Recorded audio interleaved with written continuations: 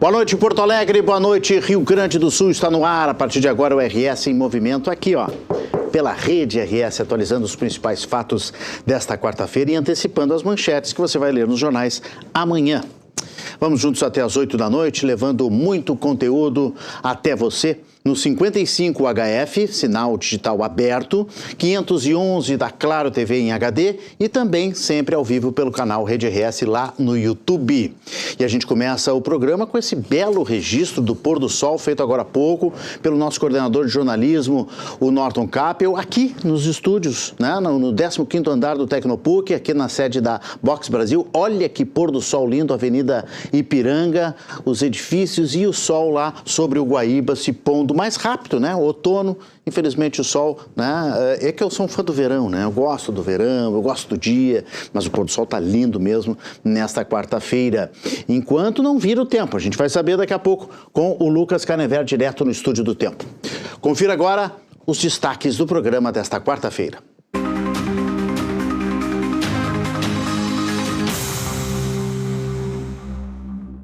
O comércio da capital aposta no Dia das Mães para um grande movimento nos próximos dias.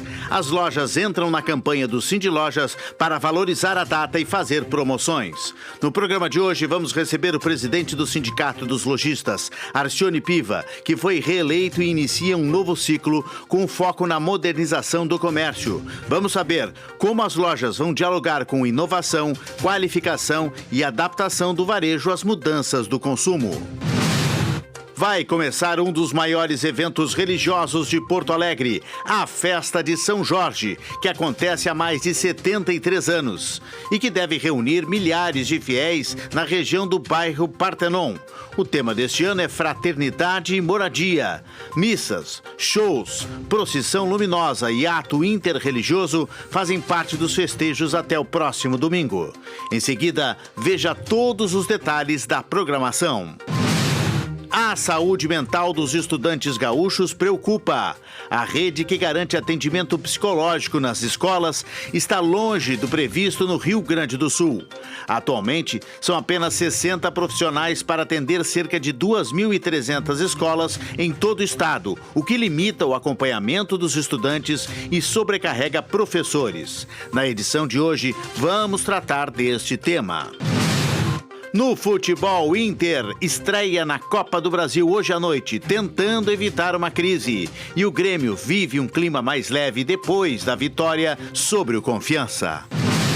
Direto do Estúdio do Tempo, vamos falar de um novo alerta de chuvas para o estado nas próximas horas. Veja agora no RS em Movimento. O Sindicato dos Lojistas do Comércio Porto Alegre, o Cindy Lojas, inicia um novo ciclo com foco na modernização do comércio. Reeleito para o seu segundo mandato à frente da entidade, Arcione Piva planeja uma gestão voltada à inovação, qualificação e adaptação do varejo às mudanças do consumo. Para falar dessas prioridades do novo momento do Cindy Lojas, a expectativa de vendas para o Dia das Mães e muitos outros assuntos, nós estamos recebendo aqui ao vivo nos estúdios da Rede RS o presidente Arcione Piva. Boa noite, presidente, seja bem-vindo, obrigado pela sua presença. Boa noite, Renato, um prazer enorme estar aqui na Rede RS e poder falar um pouquinho aqui com os lojistas, né, especialmente aqui de Porto Alegre e Alvorada, mas falar sobre varejo, que é uma coisa que eu sou apaixonado, trabalho há mais de 46 anos exclusivamente no varejo. Aliás, a minha única formação é varejo, então acho que sobre varejo a gente pode falar um pouquinho tranquilamente aí. E obrigado pelo convite e estar aqui com vocês. Obrigado pela sua presença. Bom, vamos relembrar que o presidente Arcione Piva fechou um primeiro mandato, né, à frente do Cindy Lojas, foi reeleito, reempossado. A gente tem imagens aí da posse que a Rede RS cobriu. Foi no dia 6, né? Dia 6 de abril. De abril, que foi a posse da nova diretoria do Cindy Lojas. Arcione Piva reassumiu para mais um mandato. Muda muita coisa, presidente? Tem novas bandeiras, novos eixos que quer trabalhar nesse segundo mandato, ou é praticamente uma continuidade do que vem sendo feito? Sempre tem mudança. O varejo ele é feito de mudança todos os dias, né, Renato? Então, nós, da diretoria atual, a gente vai buscar aí aquilo que possa ajudar mais o lojista neste momento, né, de transformação do varejo no Brasil e no mundo, né, mas especialmente aqui de Porto Alegre, né? Se hoje se trabalha muito com o digital, muito com e-commerce, né? Então a ideia é poder aproximar muita inovação, né? Muita tecnologia sendo usada no varejo. E como o varejo é formado na sua grande maioria, por micros e pequenos empreendedores, lá mais de 90% tem até 10 funcionários, né, no varejo, e isso acaba assim, limitando um pouco as iniciativas, né, do varejista. E o Cindy Lojas se propõe, nesse segundo mandato, nós nos propomos a ajudar todos esses lojistas, especialmente esse pequeno, porque o grande varejista, ele tem sua estrutura, ele já consegue buscar inovação, buscar aplicar essas novas tecnologias, e o pequeno não. Então esse é o trabalho que a gente pretende fazer. Mas, claro, né, dar continuidade àquilo que a gente fez, que deu muito certo nos 4 anos anteriores. Sobre essa questão do físico e do digital, né? Eu, por exemplo, adoro comprar digital, adoro pesquisar, mas uma loja física não tem, né, substituição, você conversa com o vendedor, você experimenta o produto, né? Você vê de perto as coisas. Existe algum risco da loja física ir diminuindo aos poucos por causa do avanço do digital? Vocês estão preocupados com isso? Sempre há preocupação, né, Renato? O digital no Brasil hoje representa em torno de entre 12% e 15% do varejo total. Só 12, 15? Só não, é tudo isso, né? Ele não era nada até pouquinho tempo atrás. Né? Sim, claro. Então, 12%, 15% ele já representa. Mas eu achei que era mais, isso é os levantamentos todos aí feitos pelas empresas de telemarketing, de vendas, de e-commerce, né? E pelas receitas estaduais, enfim, o levantamento que a gente chega, os dados que chegam aí, não chega a 15% ainda no Brasil. Eventualmente algum mercado, algum nicho, segmento, né? Nicho específico seja maior que isso, né? Claro. Mas a média geral, ele não passa de 15%, já está em 12%, 13%. Já é preocupante. Para quem tem só loja física, quem não se preparou, quem não conseguiu evoluir para uma venda digital, já começa a ser preocupante, né? Então, é esse acompanhamento que a gente faz todos os dias dentro do Cindy Lojas para tentar trazer para os lojistas soluções que sejam aplicáveis, que sejam fácil de ser aplicada e baratas, né? Claro. Então, por isso que o Cindy Lojas existe, né? Além, claro, de defender aquelas bandeiras que a gente defende desde a sua fundação lá em 18 de outubro de 1937. 37? Desde 1937. Vai fazer, no próximo ano, 90 anos de existência. Olha só. O Cindy Lojas defendendo exatamente os interesses dos lojistas de Porto Alegre e da Alvorada. Mas, basicamente, segurança, taxas, tributos, essas coisas que de forma permanente, elas atrapalham quem quer empreender. Nós hoje vemos no Brasil um dos momentos mais difíceis para o varejo, exatamente pelo tamanho da carga tributária que se coloca em cima do varejista, né? Não só do produto em si, mas da mão de obra, né? Claro. É muito custo para a mão de obra, tem uma série de custos envolvidos. Custo trabalhista, né? Trabalhistas, especialmente trabalhistas, não tem segurança jurídica, isso acaba atrapalhando muito o varejo. Então é com esse olhar que a gente trabalha todos os dias dentro do Cindy Lojas, né? Para tentar, junto com outras entidades, junto com a Federação do Comércio, junto com a Confederação do Comércio, buscar soluções que minimizem um pouco essa dificuldade que nós enfrentamos no varejo. Bom, presidente, vamos falar de Dia das Mães, a expectativa. Tem duas coisas. O Cindy Lojas está promovendo uma campanha e está promovendo também fez uma pesquisa, né? Vamos começar com a campanha. Uma campanha de Dia das Mães inédita, integrada com a Nota Fiscal Gaúcha, é isso? Perfeito. Como é que vai funcionar? Isso aí foi um desafio que eu coloquei lá para o pessoal do marketing do Cindy Lojas lá em outubro do ano passado. Aliás, em outubro não, em outubro, quando saiu a campanha Nota Fiscal da Secretaria do Desenvolvimento Econômico do Estado, lá com o Hernani Polo, criou uma campanha... Valores que ficam, não é essa? Não, me fugiu agora a palavra. Eu também não lembro. Mas enfim. Daqui a pouco eu me lembro. Daqui a pouco a gente lembra. Você vai lembrar, vou lembrar. E aí o governo do Estado, junto com várias entidades, com o Cindy Lojas, CDL, enfim, uma série de entidades, criamos essa campanha para colocar no ar e ter sorteios especiais na Nota Fiscal Gaúcha, além dos sorteios tradicionais que a Nota Fiscal Gaúcha tem. Eu coloquei esse desafio no marketing lá do Cindy Lojas e me entregaram agora, para o Dia das Mães, essa campanha já montada. o que acontece? A nota fiscal gaúcha ela continua existindo de sua forma tradicional, lá, pela receita certa, né? Toda compra que qualquer lojista, qualquer consumidor faz em lojas que são cadastradas na nota fiscal gaúcha, né? A loja tem que estar cadastrada, então tem que ter esse cadastro lá, a loja tem que ter, né? Hoje, 99% das lojas tem esse cadastro já feito. Sim, claro. E precisa informar o CPF na hora da compra. No nosso caso, são em torno de 700 lojistas que são vinculados diretamente ao Sindlojas de Porto Alegre e Alvorada, que vão participar desta campanha específica. Os prêmios lá da nota fiscal gaúcha continuam existindo. Sim. E o Sindlojas vai colocar mais R$22 mil. Começou na última segunda-feira, dia 20. Segunda-feira, dia 20, no último dia 20, e vai até o dia 10 de maio. Que é o Dia das Mães. Que é o Dia das Mães. Todas as compras feitas nessas 700 e poucas lojas de Porto Alegre vão estar concorrendo a 5 prêmios diários instantâneos. Então, 4 prêmios de R$100 e um de R$200.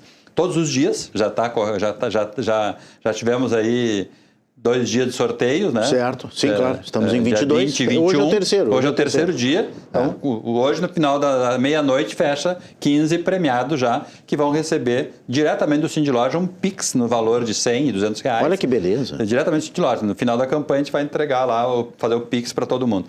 E no dia 15, haverá um sorteio lá na Secretaria da Fazenda de 2 prêmios para todos os compradores que fizeram compra nestas lojas, nesses dias, do dia 20 ao dia 10, vai ter 2 prêmios de R$5 mil que vai ser sorteado lá ao vivo no dia 15 lá na Secretaria da Fazenda. Então, a gente está aproveitando um momento de... Já existe, né? Que a nota fiscal gaúcha existe. Perfeito. De um mecanismo, né? Um mecanismo que já existe para facilitar o trabalho do consumidor. Ele não precisa preencher cadastro. Isso que eu ia perguntar. Não precisa o consumidor fazer nada. não precisa fazer nada. Nada. Continuar botando o CPF. Só colocar o CPF dele e comprar numa das lojas associadas ao Sindlojas Porto Alegre. Uma dessas 700 e poucas lojas que está lá no site. E vai aparecer no aplicativo ali, mesmo, no Nota Fiscal Gaúcho? Não, tem que entrar no site do Sindlojas. No site do Sindlojas. Sindlojaspoa.com.br, lá tem campanha Dia das Mães, vai aparecer lá a lista de lojas que estão participando desta campanha. Perfeito. É para estes lojistas que nós estamos entregando esses 22 mil, para os clientes desses lojistas específicos. Perfeito. Então não entra supermercado, não entra automóvel, Sim. é só lojas que são representadas pelo Sindlojas. É loja de material de construção, loja de roupa, de calçado, floriculturas, livrarias, pet shops, as que são vinculadas ao Sindlojas, que estão são associadas ao Sindlojas. Perfeito. Mais de 700 lojas em Porto Alegre. Então não precisa fazer nenhum tipo de cadastro nenhum. Ele já automaticamente, do dia 20 até o dia 10, vão estar participando. Só tem que colocar o CPF na nota, Só colocar o CPF. É o único. E depois que ele colocar o CPF, segundos depois, ele entra no site, ali no aplicativo Nota Fiscal Gaúcha e confere ali o QR Code da nota fiscal. Sim. E dá OK ali. Sim. Naquele instante ali, ele já está sendo sorteado. Perfeito. Se ele for ganhador, ele vai saber instantaneamente que ganhou. Perfeito. Então, eu provo que é verdade, porque eu, não nessa campanha do Sindlojas, mas em outra campanha, eu fui fazer uma compra numa farmácia, comprei R$14 e ganhei R$500. Olha aí. Então, é possível. Que maravilha. É possível ganhar. Então, realmente é verdade. Realmente existe. Eu falei, não existe. Aí não. Eu sempre boto CPF na nota, estou sempre lá no Nota Fiscal Gaúcha. Mas o importante é colocar o CPF lá. e fazer ali, entrar no aplicativo Nota Fiscal Gaúcha, né? Para ter certeza de que você está participando do sorteio, né? Vai participar instantâneo. Sim, né? Tem ali o Receita da Sorte, não é isso? Que tem um QR Code de leitura ali. A gente clica ali para validar as notas do dia. Validar a nota fiscal do dia. Do dia, tem que ser até meia-noite. Não adianta ter comprado ontem e tentar validar hoje, que não vai aparecer ali. Não aparece ali. Então, essas que não conseguiram validar no dia, elas vão participar dos 5 mil lá, dos 2 sorteios de 5 mil no dia 15. Perfeito. Se eventualmente esqueceu de validar, ele vai participar lá. Então, as compras do dia 20 ao dia 10, qualquer valor participa do sorteio, tá? Pode comprar R$10 lá e já está participando do sorteio dos R$100 e R$200. Diário. Sorteio diário. Perfeito. Os 5 mil tem que acumular R$200 de compra para gerar um cupom, gera automático, né? E pode comprar R$10 numa empresa, 50 na outra, 140 em outra. Várias compras, não precisa ser uma compra só. A soma de várias notas que chegarem a R$200 participa dos 2 prêmios lá de R$5 mil no dia 15. Perfeito. É uma campanha que valoriza o mercado, o comércio local, gaúcho, né? Claro, especificamente, claro. Nós Porto Alegre, né? Porto Alegre Alvorada, e também ele valoriza a conformidade dos lojistas e do consumidor, de que eles estão contribuindo com o bem-estar da sociedade, sendo um consumidor legal, né? Regulamentado, que informa seu CPF. Associados ao Cindy Lojas e com a nota fiscal eletrônica, tudo mais, promovendo e entregando o CPF para o consumidor, que é algo também muito positivo, né? O útil agradável nesse caso. Essa relação. Bom, e o Dia das Mães, segundo uma previsão, uma pesquisa que vocês fizeram, deve movimentar 287 milhões de reais. Vocês estão otimistas, o varejo está otimista. E o que é o consumidor resiliente que vocês colocaram nessa pesquisa? O consumidor resiliente é aquele que está pensando um pouquinho mais, né? Na hora de fazer a compra, ele vai pesquisar mais, ele vai comparar preços, né? Neste caso, aparece até que o consumidor este ano vai fazer mais compra de mais itens, né? Sim. Embora o valor unitário seja menor, mas é mais itens, que no fim das contas, a projeção, segundo os consumidores, e segundo a pesquisa do Cindy Lojas, é de que nós ainda tenhamos um acréscimo nessa data do Dia das Mães em relação a 2025, seja melhor do que 2025. Isso é importante para valorizar o varejo, né? Então, de novo, né? E também a pesquisa mostrou, Renato, que a grande maioria pretende comprar no mercado local. A grande maioria dos consumidores pretende comprar.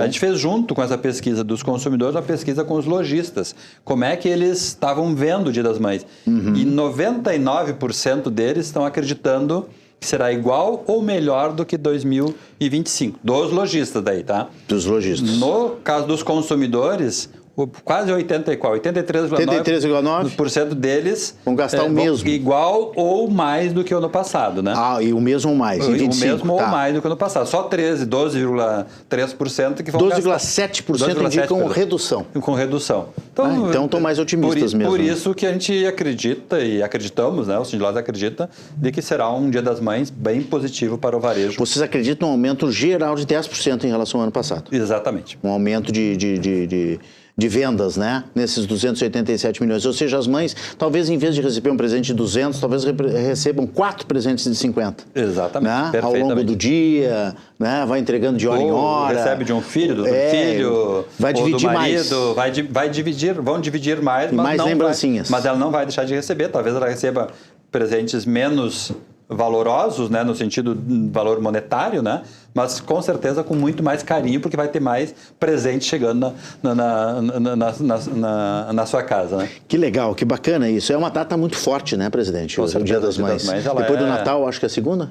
Ela é a segunda data mais importante tirando o Natal, né? Talvez agora com e-commerce, com Black Friday.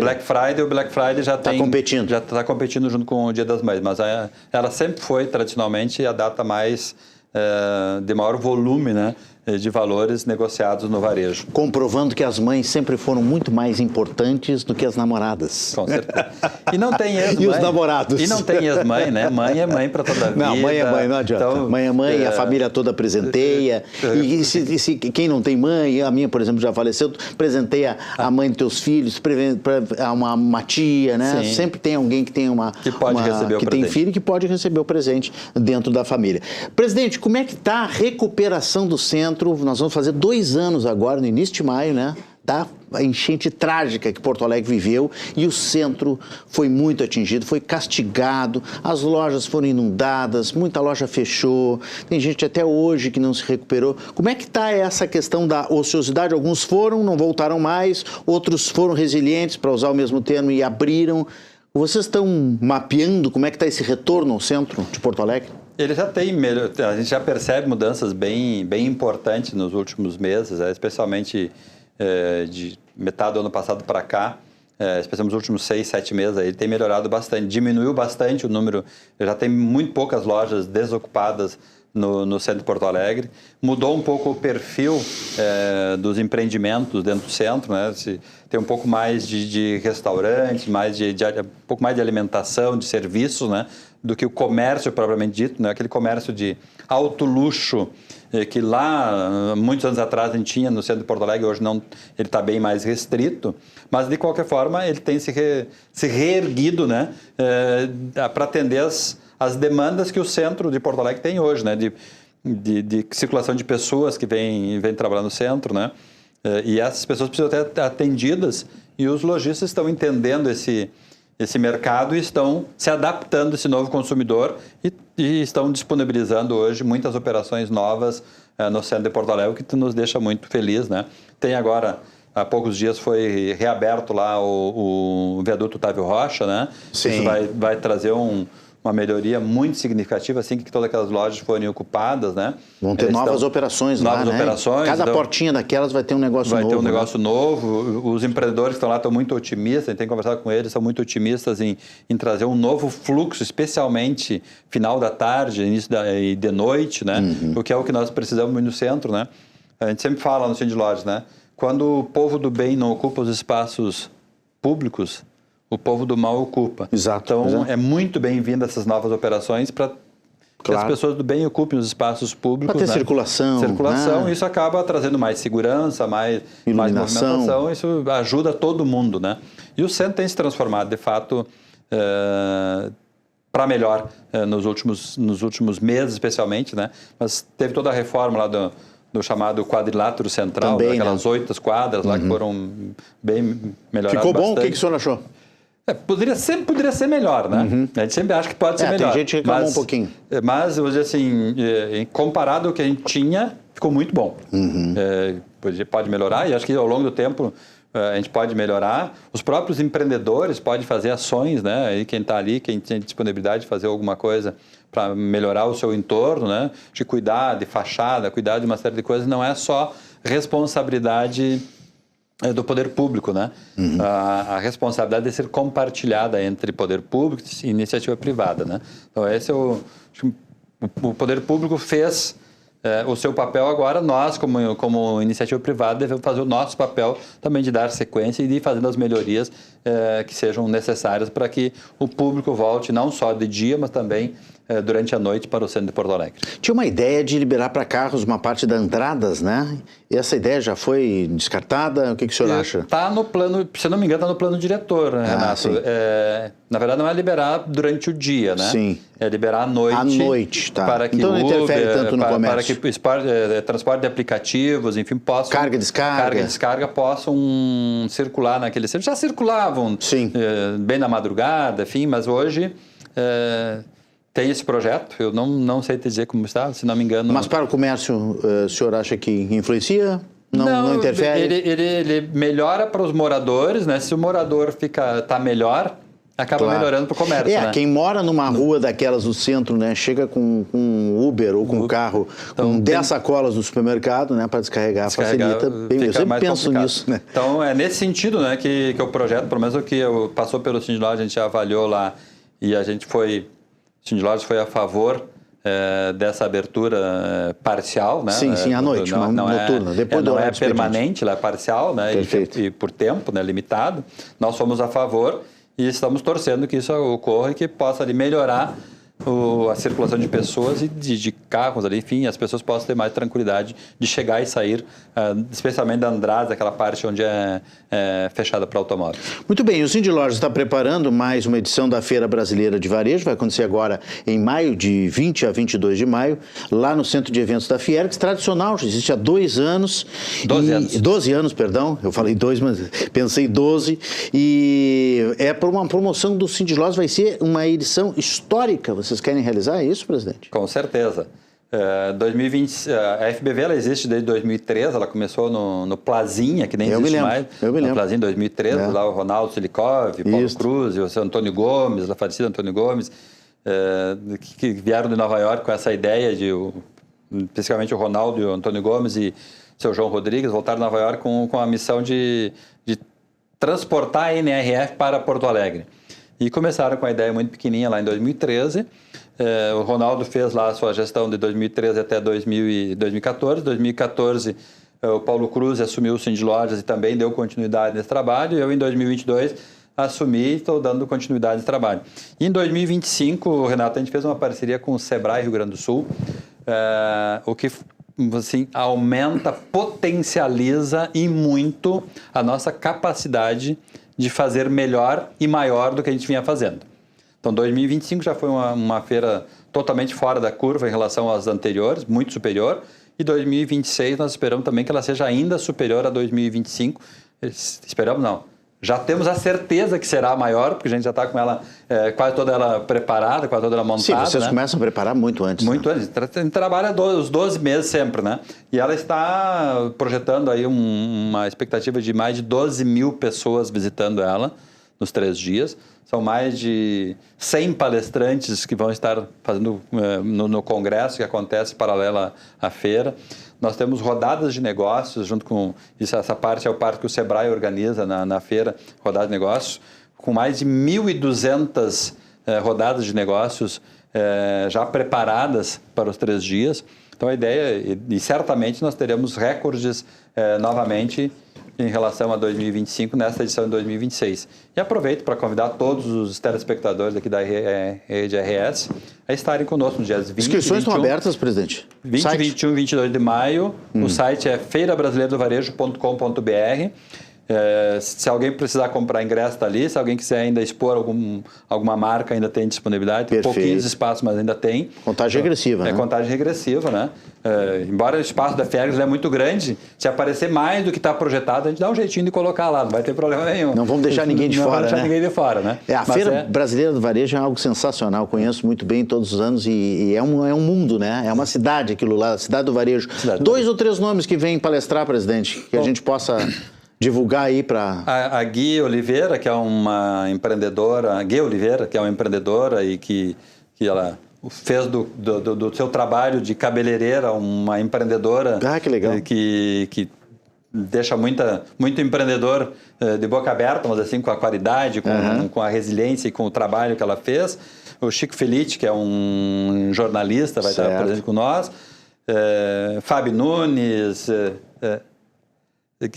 tem mais, enfim, são mais de 100 palestrantes. Está no site, feirabrasileirodovarejo.com.br, tem toda a programação dos 3 dias. Então, tem muitos palestrantes de renome nacional e internacional. Muito bom. Nós temos um norueguês que vai estar presente, ele vive no Brasil, mas ele é norueguês, vai estar palestrando, vai estar conosco também. Que legal. Então, realmente é um evento que vale a pena estar presente, não perde para nada para a NRF de Nova York.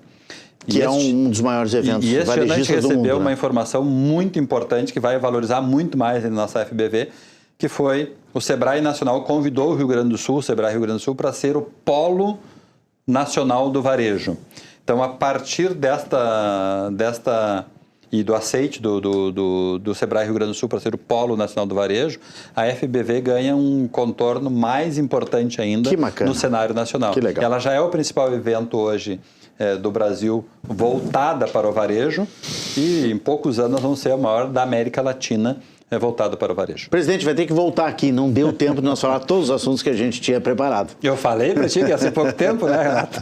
Vai ter que voltar e é bom porque aí tem desculpa, vai ter que voltar aqui no RS em Movimento. Presidente, muito obrigado pela presença conosco, pela visita aqui à Rede RS, sucesso aí na nova gestão, né? Nessa próxima gestão, na FBV, a gente vai falar muito ainda esse ano de 2026 sobre o comércio de Porto Alegre. Muito obrigado. Eu agradeço. Arcione Piva, presidente do Cindy Lojas Porto Alegre, aqui no RS em Movimento. A seguir, vamos falar sobre o déficit de psicólogos na rede estadual de educação e como isso afeta o desenvolvimento de crianças e adolescentes. E também vem aí mais uma edição da tradicional festa de São Jorge, celebração que deve reunir milhares de fiéis na paróquia São Jorge, no bairro Partenon. Nós já voltamos, o intervalo é rápido, eu espero vocês.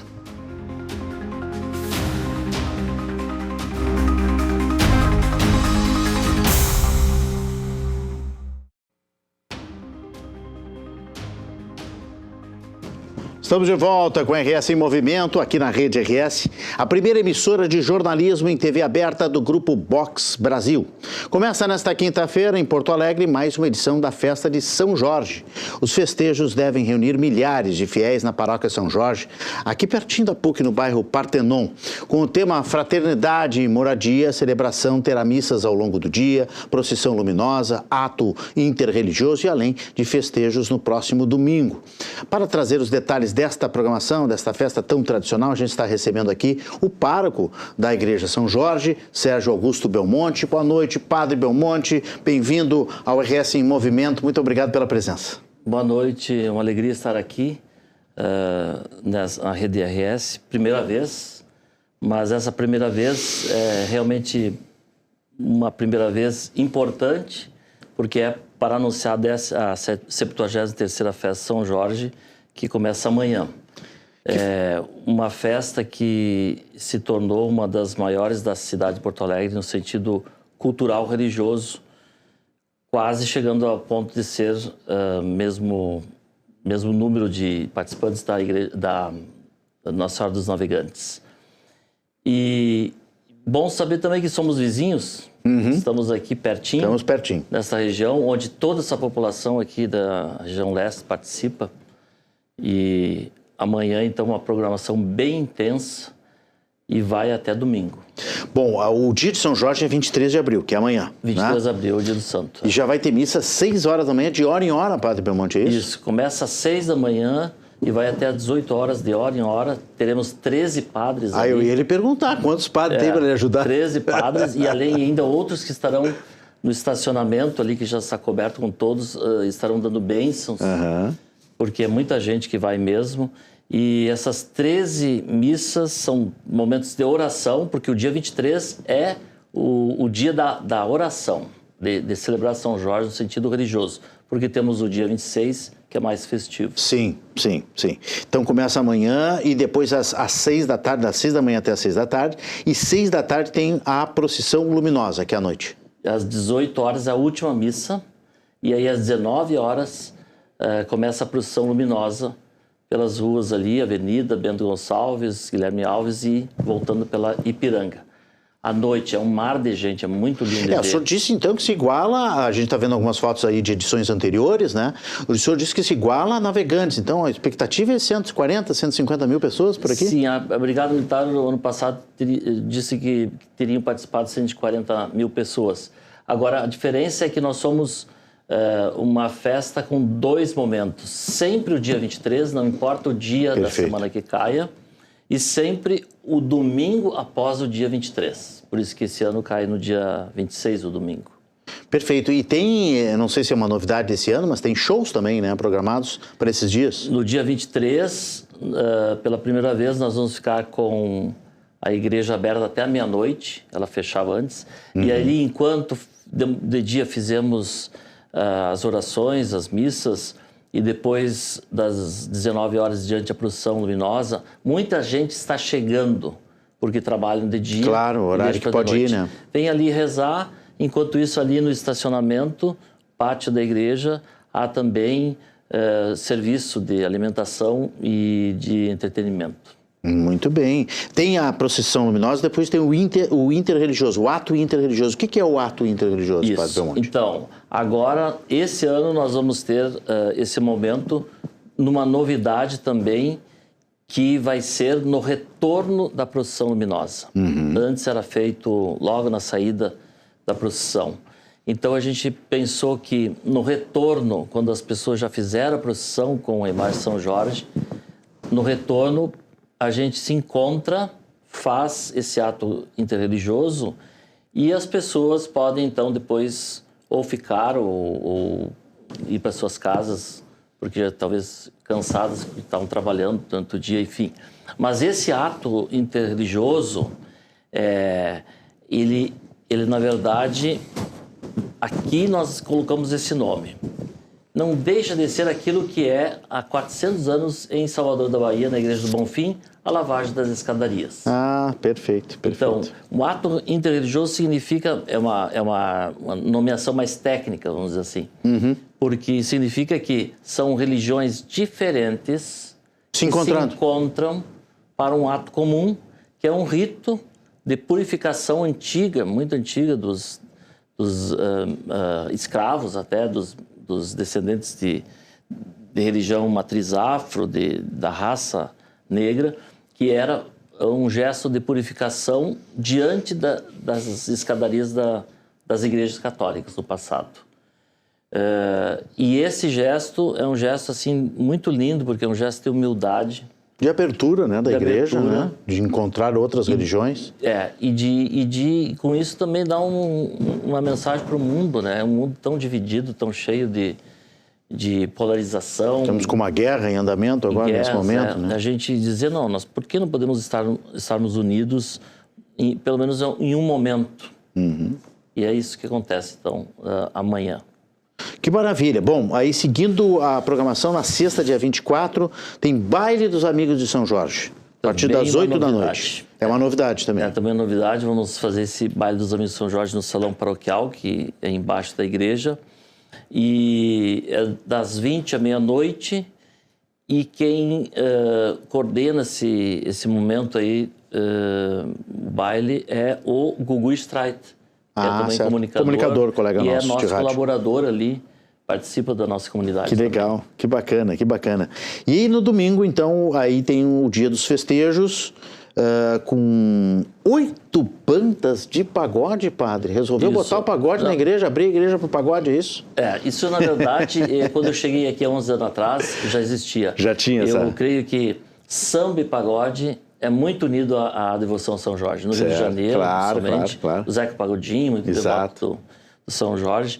E Jorge Ben. Isso, faz parte da cultura de quem participa, o samba, o pagode, e se tornou parte também da cultura da festa de São Jorge, aqui em Porto Alegre e em outros lugares. Então nós temos essas músicas, essas bandas, que vão se revezando durante a tarde até de noite. Mas antes nós temos a parte de novo religiosa, que é de manhã a missa solene, e normalmente sempre o bispo está presente, dessa vez também o Dom Darley, e depois a procissão. No domingo... 9 da manhã a missa, procissão depois a partir das 10. Isso agora, no domingo, dia 26. Domingo, dia 26. Essa procissão é também oficial, porque é o único dia, no domingo, que a imagem original sai à rua. Ah, perfeito. Na procissão luminosa é uma cópia menor. Perfeito. Mas aquela original, que já está na igreja... Que fica dentro da igreja. E essa sai no domingo. Muito bem. Aí tem os shows, as de pagode e tal, e às 8 da noite uma missa de encerramento. Encerramento. Tudo isso no domingo. O pessoal está perguntando aqui do trajeto da procissão, padre. Então, vou relembrar aqui, até para alertar os motoristas, amanhã à noite, portanto, a partir das 7 horas, procissão iluminada que é muito bonita, né? Uma imagem maravilhosa na noite de Porto Alegre. O pessoal sai ali da igreja pela Avenida Bento Gonçalves, vai seguir pela Guilherme Alves, pega a Avenida Ipiranga, depois a Salvador França, fechando, né, um quadrilátero e voltando, portanto, até a igreja. E vocês renovaram a igreja também para essa festa, padre? Ela está com pintura nova, restaurada, o que foi feito lá, né? Isso. Na paróquia. Os amigos de São Jorge cuidaram que a casa de São Jorge fosse restaurada. E esse restauro, essa renovação interna e externa, é tão bonito que ela vai ser entregue a São Jorge, porque é o dia do santo, é o dia também, como, vamos dizer assim, o seu aniversário, né? Como um presente do dia de São Jorge, nós vamos entregar a casa renovada, pintada, restaurada, pelos amigos de São Jorge, devotos de São Jorge, que muito colaboraram, que a gente agradece muito. E vai ser entregue exatamente no ano em que o lema da festa coincide com a campanha da Fraternidade da Igreja no Brasil, que esse ano é Fraternidade e Moradia. Por isso que vem o lema, a Casa de São Jorge é casa de irmãos, que todos tenham casa, lar, morada e coração. Queremos entregar esta casa, este lar, a São Jorge, essa moradia dele em Porto Alegre. E queremos também, juntos, trabalhar para que todos tenham uma casa digna. Todo brasileiro merece ter uma casa Esse é o tema, né, da festa esse ano de 2026. A gente está vendo imagens da paróquia. Não sei se apareceu ali 6 de dezembro de 1953, foi o ano de inauguração? É a pedra fundamental. A pedra fundamental da igreja. Está linda a igreja, Sim. Né? Uma maravilha. Aí a gente está vendo nas imagens aqui na Rede RS. O senhor foi também levar esta imagem, o senhor agora há pouco falou da imagem, né, de São Jorge, aos vereadores da capital, da Câmara de Vereadores? Isso. Exatamente porque a festa São Jorge está dentro do calendário do município de Porto Alegre.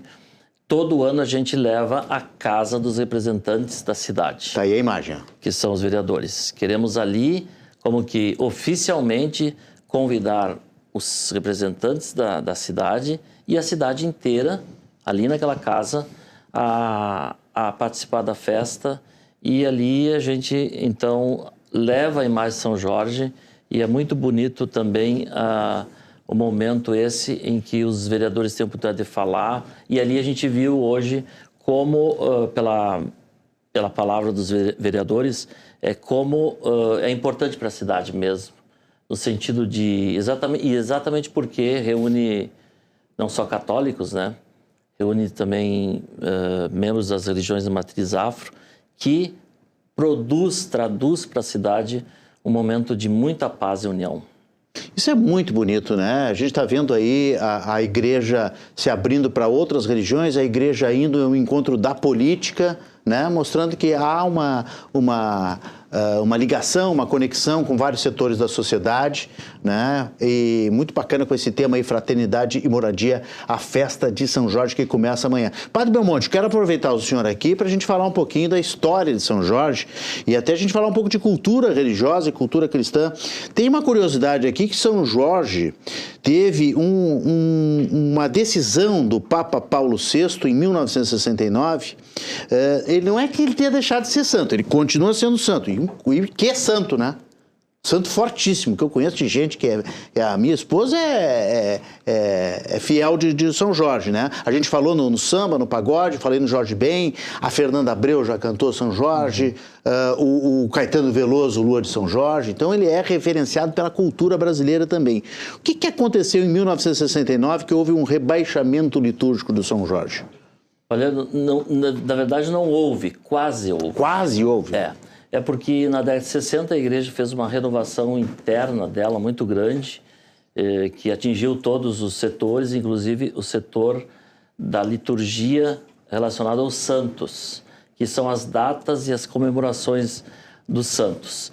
E havia um grande número de santos que não se tinha tanta certeza até pelo tempo do que tinha acontecido, enfim, e a igreja quis fazer, vamos dizer assim, um enxugamento do número de santos, dos nomes, e procurou ver qual seria, enfim, isto. O São Jorge, porque é do ano 300 era cristã, há muito tempo. O São Jorge ficou assim como que nesse limbo aí, nesse momento, mas houve uma intervenção de um brasileiro. Opa! A intervenção foi do então cardeal de São Paulo, que também tinha o nome de Paulo, Dom Paulo Evaristo Arnes. Dom Paulo Evaristo Arnes. Ele sim. foi ao Papa da época, que também tinha o nome de Paulo VI. Paulo VI. E isso ele conta no livro dele mesmo, que ele escreveu, o cardeal. Ele conta que chegou ao Papa e disse, olha, Santo Padre, não é possível retirar o São Jorge do calendário dos santos da nossa igreja. E aí o Papa teria falado para ele qual seria o motivo, dê algum motivo para não retirar. Eles 2 eu vou lhe dar. Um é que o São Jorge é padroeiro da Inglaterra. Já ia dizer em seguida aqui. Não é qualquer país. E também, e muito, muito, muito antigo.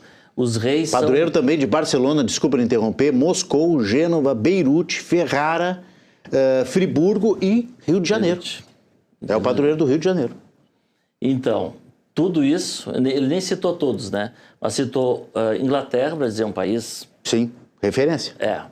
Os reis da Inglaterra são enterrados na capela de São Jorge. E o outro motivo é que ele é padroeiro do Corinthians. Aliás, Ele hoje disse o isso pro Corinthians Papa? está inaugurando hoje lá no campo de São Jorge, uma Arena São enorme Jorge. estátua de bronze, num pedestal muito grande. Olha aqui em só, Londres. maravilha. E aí o Papa teria dito, então, eminência, cardeal, né? Em respeito à Inglaterra e ao Corinthians, São Jorge, então, não vai sair do calendário dos santos. Claro que pode ser até brincadeira, mas isso também significa que nas coisas simples, mas também nas coisas muito importantes, São Jorge está presente. Né? Presente num nome, ou como padroeiro de um time de futebol, mas também é padroeiro de um dos países mais importantes que Claro. tem, né? Então não teve rebaixamento, teve essa compreensão do Papa Paulo VI, e o nosso São Jorge está fazendo aniversário a partir de amanhã, com essa grande festa até domingo aqui em Porto Alegre. Eu vou agradecer ao Padre Belmonte pela visita aqui à Rede RS, desejar uma grande festa para todos nós, né, Padre? Muito obrigado.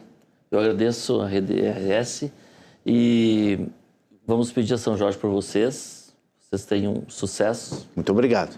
E que ele abençoe a Rede RS e todos que aqui trabalham. Que ótimo, muito obrigado. Padre Sérgio Belmonte, o pároco da Igreja São Jorge, aqui no RS em Movimento.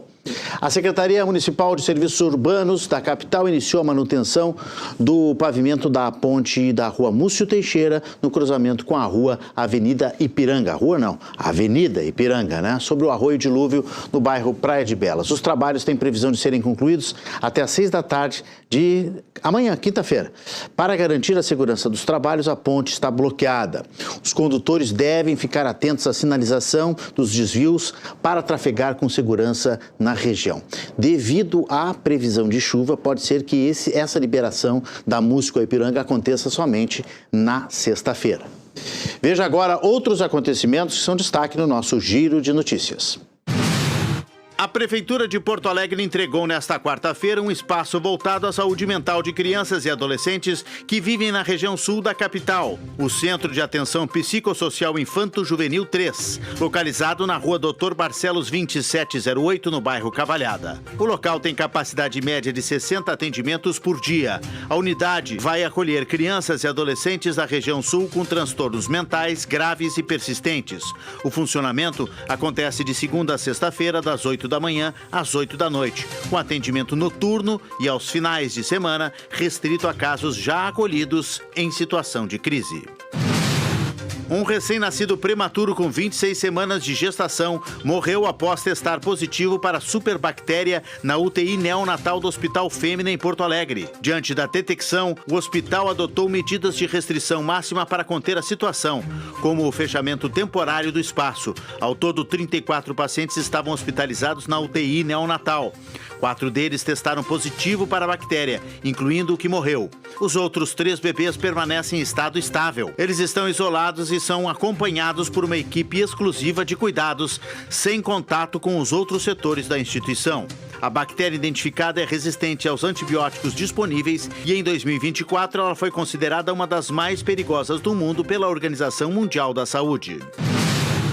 A Secretaria Estadual da Agricultura emitiu um alerta sanitário para a raiva herbívora no noroeste do estado e na região das Missões, após a confirmação de focos da doença em Tiradentes do Sul e São Nicolau. O vírus é transmitido por morcegos. A orientação oficial para os produtores rurais é que não tentem capturar os animais ou identificar possíveis abrigos, como troncos ocos, cavernas, túneis ou casas abandonadas. A recomendação é comunicar imediatamente à inspetoria ou escritório de defesa agropecuária local. A vacinação e o monitoramento são essenciais para proteger bovinos e equinos, que são os principais alvos do ciclo de transmissão. Irineu Guardia Filho já está conosco aqui na bancada. Boa noite, Irineu, seja bem-vindo. Boa noite, Renato. Obrigado. Qual é o tema do ponto de conexão hoje? Começa às 9 da noite. Pois é, hoje vamos falar sobre o Abril Azul, o mês sobre a conscientização do autismo, né?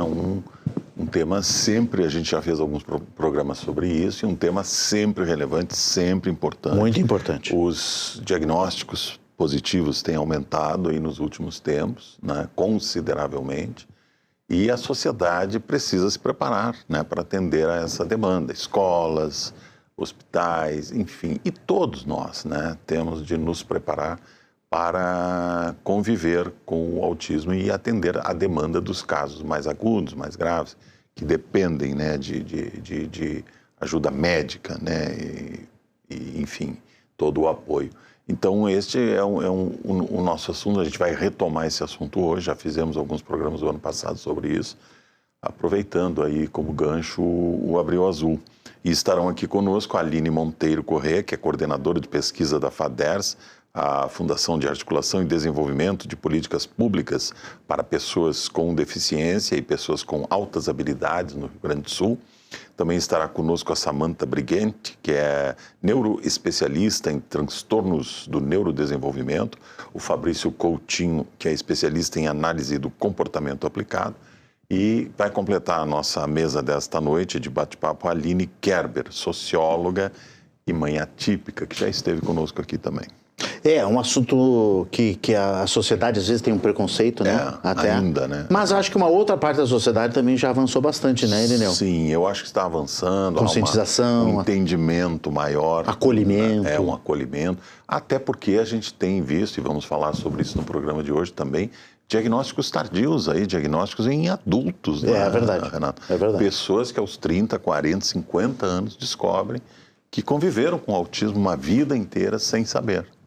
E até podiam ter sido negligenciadas, né, durante a sua vida, né? Por falta de diagnóstico, enfim. Falta de atendimento. E aí elas estão hoje fazendo essa recuperação, tentando ressignificar as experiências que tiveram no passado, entender melhor o que aconteceu com elas no passado, né?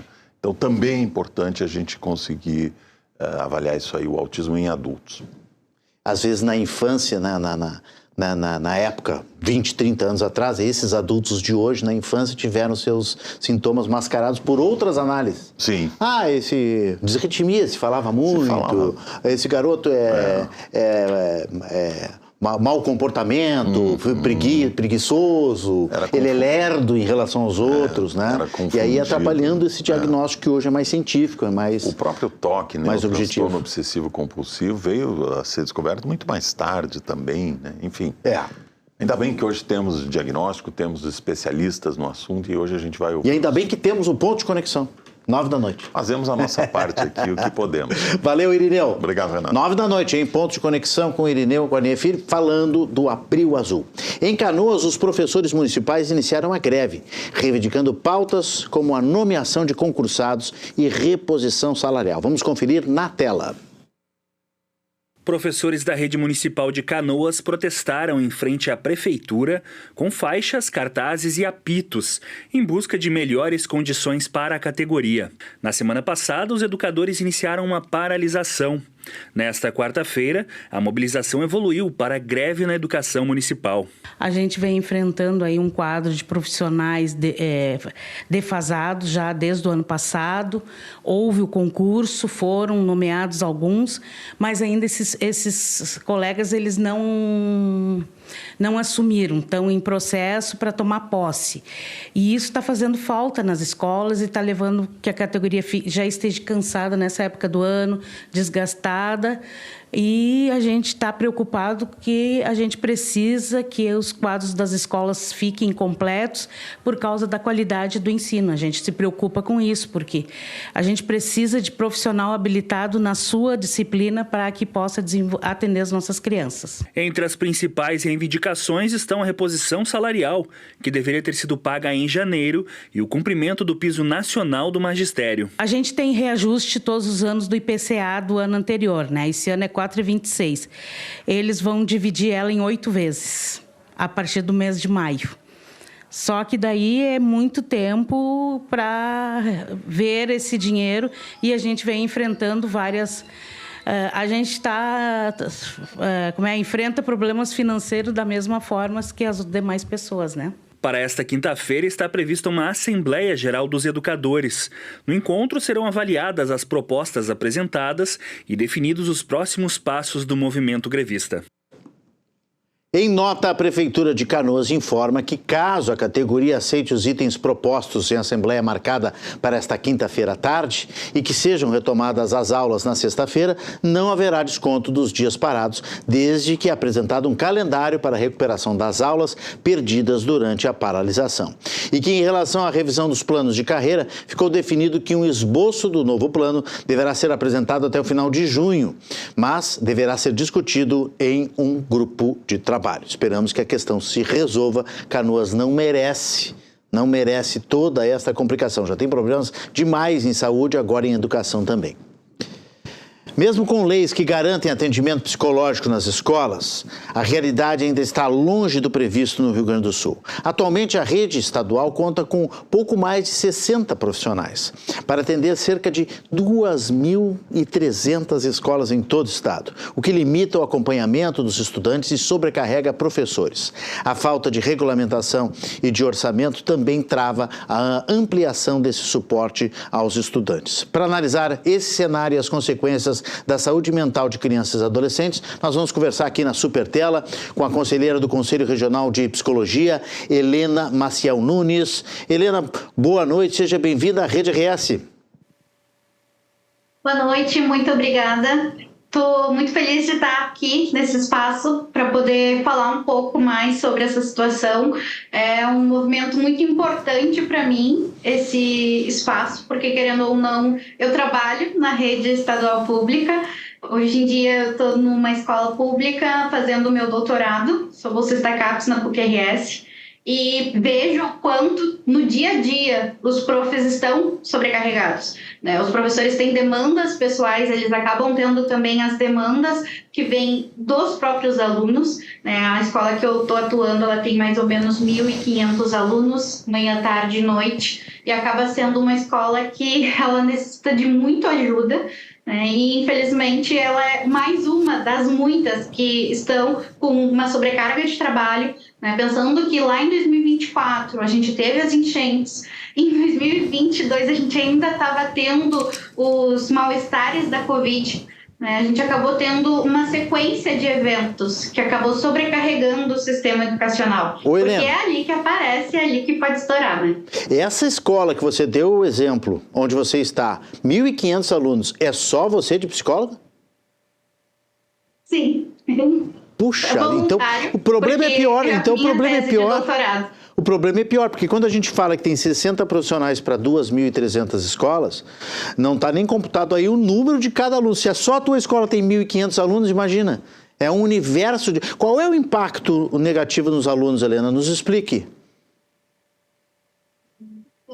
É basicamente qual é o cenário que eu vejo, né, da região metropolitana de Porto Alegre aqui. Então, alunos que não têm um dia que não tem um surto, né, uma crise que a gente chama, que é a questão dos alunos terem uma ideação suicida, eles se cortarem. Tem a questão também do bullying, algo que acontece muito, a gente ainda enfrenta muito racismo na escola também, né, porque, querendo ou não, hoje mesmo, quando eu estava de tarde na escola, infelizmente tive que atender um professor que teve uma crise, né, e muito porque os professores também, além das demandas educacionais naturais que a gente pode acabar tendo, eles têm essa sobrecarga emocional que vem dos alunos, mas também tem, por exemplo, obrigações que eles acabam recebendo, né, de cumprir métricas, de colocar ali, tem que fazer planilha disso, tem que fazer planilha daquilo, e aí eles se sobrecarregam e tem que fazer a aula ainda, e aí em todo esse sistema não tem, de fato, um acolhimento tanto para os profissionais da escola quanto para os alunos, né? E o ideal seria que tivesse um psicólogo em cada escola que conseguisse entender o seu território, consequentemente a sua comunidade escolar, né? E fazer os devidos encaminhamentos ali no espaço. A gente tem a Lei 13.935 de 2019, que fala da inclusão dos psicólogos e dos assistentes sociais nas escolas. A gente tem a 14.819 de 2024, que fala do Plano Nacional de Atenção Psicossocial dentro das comunidades escolares, e isso tudo é um movimento político que está sendo feito para que, de fato, a gente enxergue um problema que está crescendo muito, que é, por exemplo, as violências nas escolas. No próprio Rio Grande do Sul, a gente tem visto uma sequência de eventos em ambientes onde, às vezes, a professora infelizmente, recebe uma facada com uma nota baixa. Pois é, então você que é representante do Conselho Regional de Psicologia, Helena, isso está sendo considerado um atendimento psicológico ou vocês estão apagando incêndio em ações pontuais?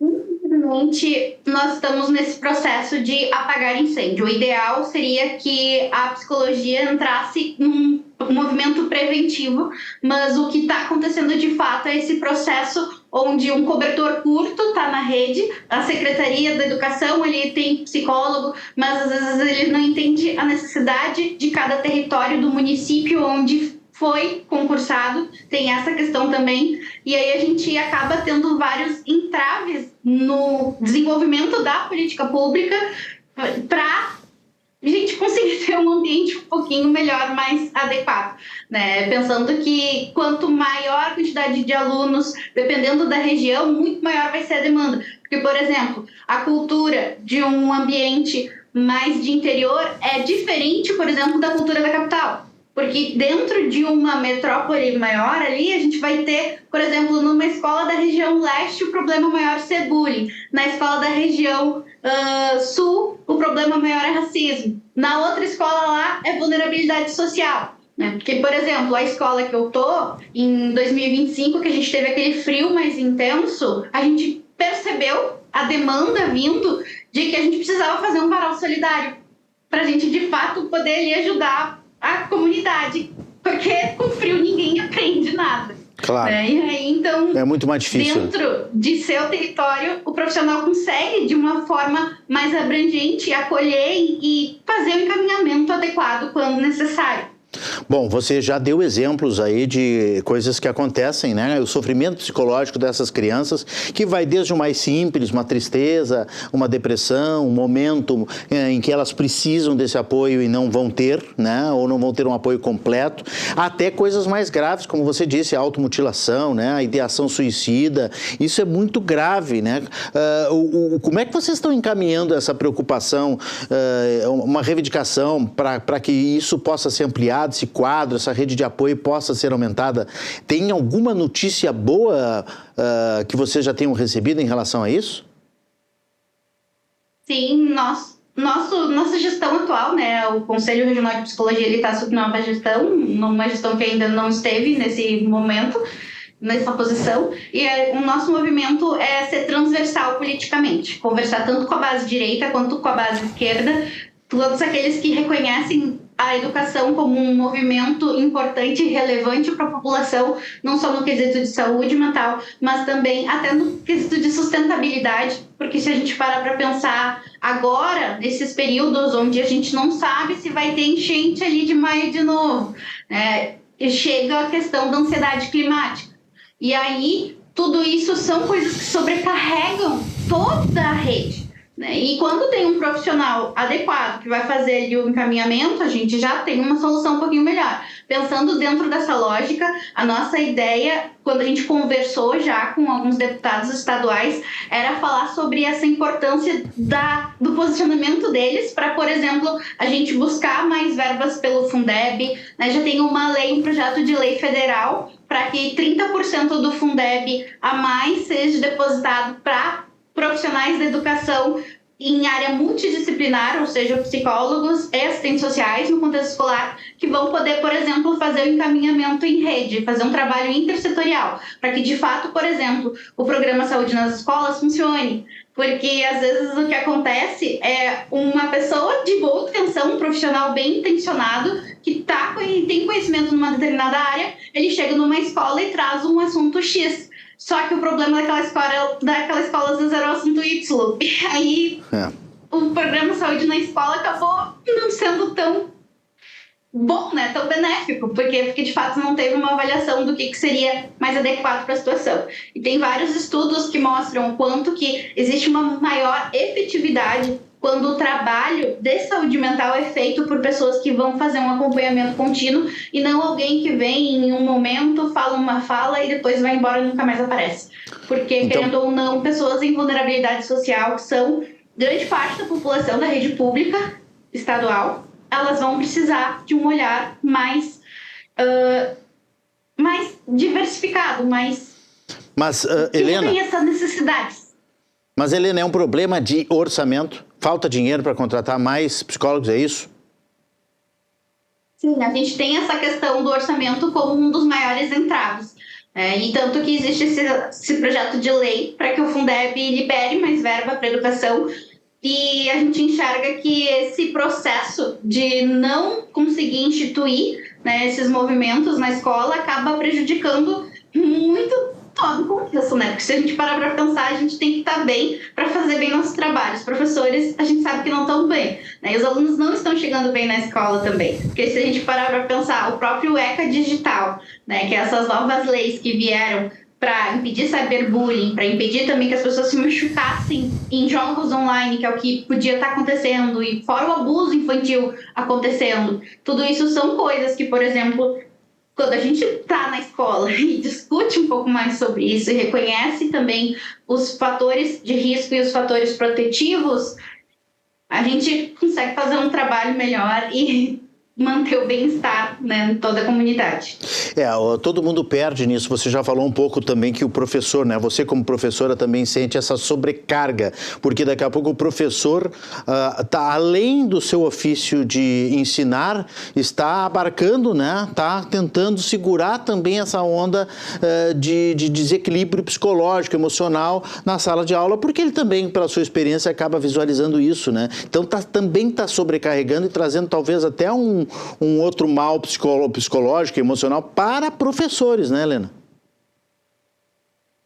Exatamente. Uma constante que eu ando vendo, principalmente, foi um professor, um relato muito bom que ele trouxe assim: poxa, eu tenho que dar projeto de vida para os meus alunos. Eu estou realizando o meu projeto de vida de ser professor porque eu não estou mais aguentando. Imagina. Né? E aí uma outra professora trouxe a demanda, por exemplo, de que, poxa, eu não aprendi sobre regulação emocional na minha graduação de português. E agora eu estou tendo aqui que tentar ajudar uma aluna que está em crise de ansiedade.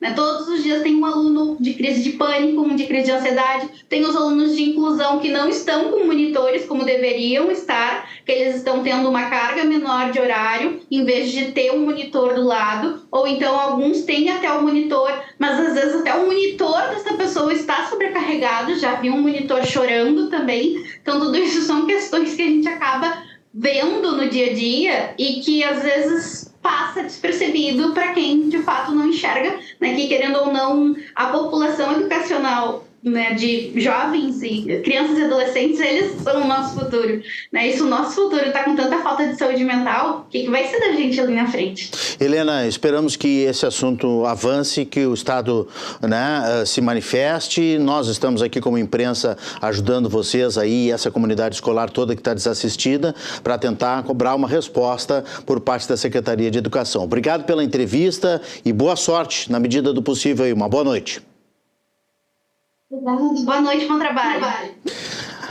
Muito bem, Helena Nascimento, ela é conselheira do Conselho Regional de Psicologia. A nossa produção, ela entrou em contato com a Secretaria de Educação do Estado para tratar desse tema e até o momento não tivemos retorno. O espaço continua aberto, aqui para qualquer manifestação da Secretaria de Educação e também do Governo do Estado. A seguir, a previsão do tempo para o Estado e a estreia do Internacional na Copa do Brasil. A gente já volta. Eu espero vocês aí em seguidinho. Olha o Inter treinando, que daqui a pouco entra em campo estreando pela Copa do Brasil. Já voltamos.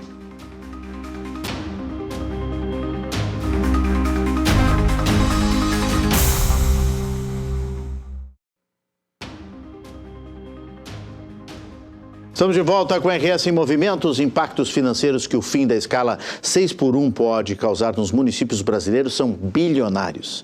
É o que diz uma pesquisa levantada pela Frente Nacional dos Prefeitos, divulgada nesta quarta-feira na Federação. Vamos conferir na tela. O fim da escala 6x1 pode trazer um prejuízo de 30 bilhões de reais às prefeituras brasileiras durante um ano.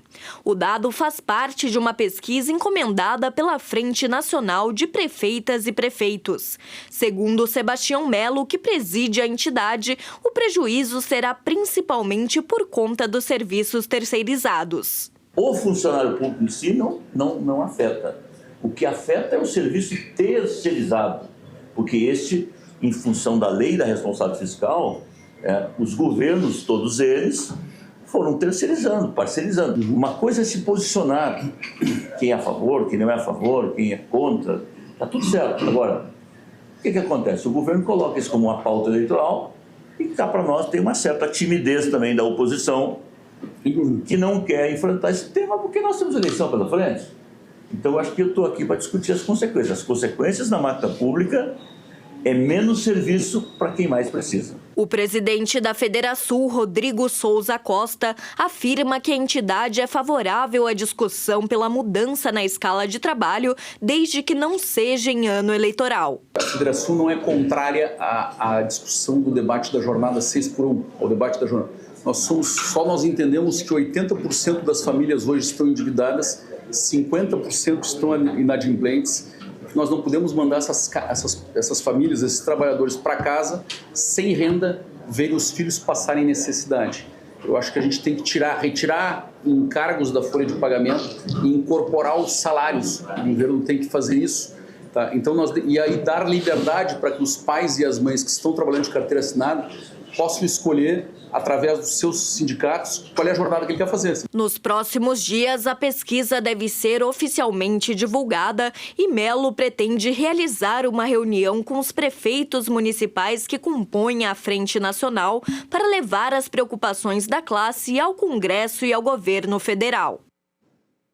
Vamos agora até o Estúdio do Tempo para conferir o que esperar da meteorologia para amanhã. Vem chuva por aí, Lucas Canever? Renato, a previsão do tempo indica chuva em boa parte do Rio Grande do Sul. Na quinta-feira, o tempo deve ficar nublado na maior parte das regiões. E com o passar das horas, a chuva vai tomar conta do estado. Lá na fronteira oeste, por exemplo, são esperados até 100 milímetros de precipitação. Inclusive, o Instituto Nacional de Meteorologia emitiu um alerta de perigo que é válido durante o dia inteiro para a fronteira oeste e também para a região das Missões, com rajadas de vento de até 100 km por hora e também alagamentos. Em pontos do centro do estado e da região dos vales também chove, mas em menor quantidade, com até 30 milímetros de precipitação. Agora, aqui na região metropolitana de Porto Alegre e também nas outras regiões, deve chover na quinta-feira, mas não com tanta intensidade, coisa de 10 a 15 milímetros. Na sexta, essa chuva mais forte, ela se desloca pelo território gaúcho, chegando até a região da Costa Doce, região dos vales e o centro do estado. No noroeste gaúcho também tem possibilidade de temporais. E nas outras regiões, continua com risco de chuva, mas com menos intensidade. Vamos ver como o dia fica amanhã em alguns municípios. Em Caxias do Sul, na Serra Gaúcha, a temperatura deve ir dos 17 até os 26 graus nesta quinta-feira. O dia fica nublado, lembrando, com previsão de chuva, assim como a gente vai observar em todo o nosso estado. Em Gramado, a amplitude térmica é menor. As marcas lá vão dos 18 aos 22 graus, também com o mesmo cenário de precipitação. Em Passo Fundo, esquenta um pouco mais, com máximas de até 26 graus, mas as mínimas também ficam ao redor de 18 graus. Em Santa Rosa, por outro lado, as marcas passam dos 30 graus ao longo do dia. E lá é uma das regiões que o Instituto Nacional de Meteorologia alertou que pode chover com mais intensidade e tem esses alertas de riscos. Outro lugar que também pode sofrer alguns danos, assim, é a fronteira oeste, como é o caso de Uruguaiana, onde tem risco de tempestade, com marcas dos 16 aos 25 graus. No centro do estado, em Santa Maria, a temperatura vai dos 17 aos 27 graus nesta quinta-feira. Também chove, mas com menos intensidade que a fronteira oeste. Na região dos vales, vamos lá para Santa Cruz do Sul, onde a temperatura vai dos 18 aos 26 graus amanhã. Ao sul, em Pelotas, chove menos e por lá o sol pode até aparecer um pouquinho, com marcas que vão dos 16 aos 25 graus, mas lembrando, a região não se escapa de também receber chuva. No limite, agora vamos lá na divisa com Santa Catarina, vamos lá para Torres, no litoral norte, que deve ter marcas dos 21 aos 26 graus, também um dia chuvoso. E aqui em Porto Alegre, a capital dos gaúchos, a chuva também deve chegar aqui ao longo da tarde e a temperatura vai dos 19 aos 25 graus. Por hoje é isso, pessoal. Eu vou ficando por aqui, mas amanhã eu volto com mais previsão do tempo e com outras notícias sobre o clima.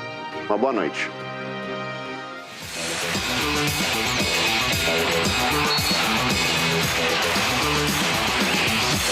We'll be right back. Rogério Amaral, boa noite, seja bem-vindo. Boa noite, Renato Martins, muito obrigado mais uma vez. Inter estreando na Copa do Brasil. Exatamente, daqui a pouco mais, 8h30 desta noite, lá em Santa Catarina. O mando de campo não é do Internacional, e isso falamos ontem, é favorável, porque é aqui pertinho. Muitos torcedores do Internacional irão até o estádio Orlando Scarpelli, que é do Figueirense, mas o adversário não é o Figueirense, é o Atlético de Minas Gerais. Como lá o estádio em São João del Rei não tem capacidade para essa fase da Copa do Brasil, por isso que o Atlético, então, escolheu o local, vendeu o mando de campo, não é? Lá para Santa Catarina, mais precisamente, não na ilha, né? Mas no estreito, no continente, ali no estádio do Figueirense. Vamos conferir a reportagem do Giovanni de Oliveira? Vamos lá, Inter na tela. O Inter estreia daqui a pouco na Copa do Brasil. No estádio Orlando Scarpelli, em Florianópolis, o Colorado enfrenta o Atlético de Minas Gerais. Após a derrota para o Mirassol em Porto Alegre pelo Brasileirão, um bom começo na Copa pode ajudar a evitar que a crise se instale no Beira-Rio. Que vamos ter que lutar, vamos ter que trabalhar muito. E que estamos muito perto de fazer as coisas muito bem, mas hoje está acontecendo que não está acontecendo o que nós queremos. Mas estamos muito perto. O adversário foi rebaixado no Campeonato Mineiro deste ano, mas isso não quer dizer facilidade. Após contratar o ex-meia Alex Souza para a Casa Mata, a sorte dos mineiros começou a mudar. Com a classificação sobre o Rio Branco nos pênaltis e as vitórias sobre o Ipiranga de Erechim por 2-0 e sobre o Sport Recife em Pernambuco por 3-0, a equipe já faz a melhor campanha da sua história na Copa do Brasil. Na Série B do Brasileirão, o time de São João del Rei ocupa a 6ª posição, fechando o grupo que disputa o mata-mata para definir os 2 clubes que conquistarão o acesso à primeira divisão do Campeonato Brasileiro. Em 5 jogos, foram 2 vitórias, 2 empates e a única derrota até aqui aconteceu na rodada passada, na partida contra o Novo Horizontino. Multicampeão como jogador, o técnico Alex Souza projeta com otimismo o confronto contra o Inter. A gente está fazendo um bom início de trabalho, um bom início de competição de Série B. Conseguimos uma classificação que é inédita para o clube de estar nessa fase. Então que o torcedor siga desfrutando disso que o clube está vivendo, porque é importante e é gostoso isso tudo que a gente está passando. Sem Rocher e Alan Rodrigues, entregues ao departamento médico, além de Ronaldo e Matheus Bahia, que estão em fase de retreinamento, Paulo Pesolano contará com os retornos do zagueiro Gabriel Mercado e do lateral esquerdo Bernabei, que não estiveram em campo na última rodada, suspensos pelo 3º cartão amarelo. Tentando aproveitar a mudança de ares e chamar os torcedores colorados de Santa Catarina para o jogo, a direção colorada anunciou promoção para a partida no Orlando Scarpelli. Sócios têm 50% de desconto nos ingressos. As modalidades que pagam pelas entradas terão acesso liberado no jogo de volta. E quem já é isento poderá levar um acompanhante.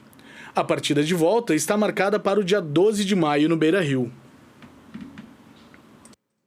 Que tal, Rogério, por Internacional? Vai ser bom esse ambiente aí? Esse ambiente é bom sem dúvida alguma. Agora, essa última informação do Giovanni, né, mostra o quanto o Internacional está...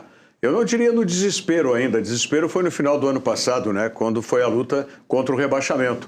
Mas à medida que você faz promoção até na casa do adversário, porque na realidade, como eu disse, é mando de campo do Atlético, e aí já emenda para o próximo jogo também a promoção, é porque realmente você quer o torcedor, só que às vezes o feitiço vira contra o feiticeiro.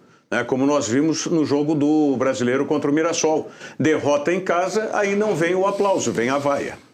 Bom, vamos torcer, vamos esperar, 8h30 da noite, logo mais está estreando o Internacional. E com surpresa, né? Com surpresa novamente para o torcedor colorado. A cada escalação do técnico Paulo Pesolano é uma surpresa. Porque parece que sempre, com exceção de um ou outro, né? Sempre o que está fora é o melhor. Sempre tem uma caixinha surpresa, hein, do Pesolano. Dá uma olhada. Confiram aí, torcedor colorado. Tem a escalação colorado. Aí, ó. Tem a escalação. Antony, Bruno Gomes, Félix Torres, Gabriel Mercado e Bernabei. Bom, já está limado o Vitor Gabriel. Foi escolhido na defesa, Vitor Gabriel limado. Aí vai para o meio-campo. Já limado o que foi titular no último jogo, que foi o Paulinho. Aí ressuscitado o Thiago Maia, que não vinha atuando. Vidiagra, Bruno Henrique não jogou a última partida, né? Ficou no banco. Aí mais significativo é o que vai acontecer no ataque. O ataque que vinha sendo o ataque titular internacional não joga. Não joga um Vitinho, não joga um Borré e não joga um Carboneiro. Meu Deus. Nenhum deles. Todos no banco de reservas. Aí entra o Alex, que é esse garoto que também não vinha sendo muito aproveitado e foi guindado à titularidade no jogo contra o Mirassol, onde o Inter foi derrotado. Alejandro volta porque o Internacional cruza 50 bolas para a área e tem só um jogador, que no caso era o Borré, porque os outros não entram na área. Alan Patrick não entra na área para cabecear e para chamar a atenção da defesa adversária. Então, eu diria assim, como a gente vai e diz, oremos.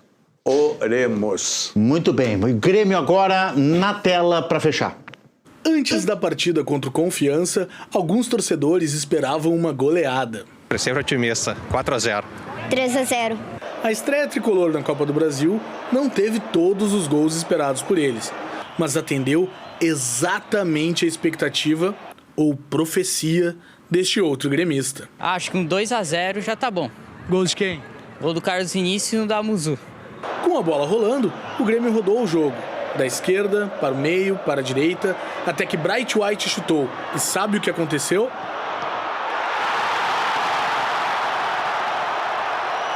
Gol do Carlos Vinícius. Isso mesmo. O centroavante Carlos Vinícius abriu o placar. E de quem foi o segundo gol mesmo? A Muzu. A Muzu recebeu, deixou os zagueiros para trás e fechou o placar. Grêmio 2, Confiança 0. Vitória e clima mais leve na arena. Vitória importante, dentro da nossa casa, primeiro passo importante, a gente sabe como é que é. E dá-lhe Grêmio, vamos!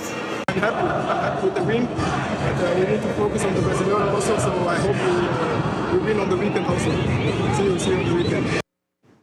Não é por má vontade de Rogério Amaral, por falta de tempo, mas sem comentários praticamente. Não sei como é, mas valeu porque aí vai com 2 gols de vantagem para decidir a classificação lá no Sergipe. E o torcedor vidente, hein? E o torcedor vidente. Tem que pedir os números da Mega Sena para esse garoto aí. Muito bem. Mas foi bom, importante a Grêmio vitória. Está mais leve agora. Sem dúvida alguma. Vocês viram aí os jogadores do Carlos Vinícius, né? O Amus não dá para se entender muito. Não dá para entender. Um abraço, Rogério. Até amanhã. Até amanhã.